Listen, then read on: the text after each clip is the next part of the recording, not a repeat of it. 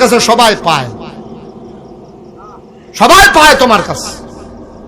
তুমি রঙের ঘরে দৌড়াইতে আসো, তুমি মনে করছো তোমার বউটা তোমার জীবন লইয়া তুমি তোমার দিন যাইবো, তোমার আরো দায়িত্ব আছে, আছে রে? আহা কত কথা। তুমি রিক্সাওয়ালা, গরিব, নবীজি কয় তুমি গরিব, তোমার ঘরে আর 10টা খাউন না, বছরটা ঘুরতে পারে না, আরেকটা খাউন না বাড়ে, আসেনি রে কারবা 10 জন 12 জন বেড়াইয়া রে। এটা হইন না তো মন খারাপ করো না, আমরাও মাশাআল্লাহ 5 ভাই 3 বোন 8 জন।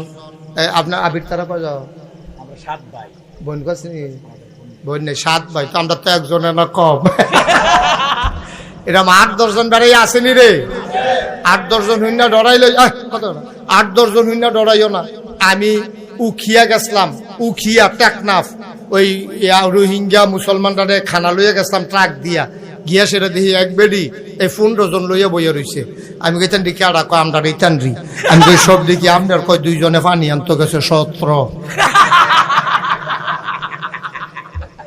কত রে? 17। আমরা সাফিতলা হে বেড়াইত নাই, 17। মার হাবা বলো। ওই যে কথাটা কইতাম ইসলাম ভাই, ও ভাই আপনি তো দুনিয়ার কিছু আন্তাজ বুঝেন না তো।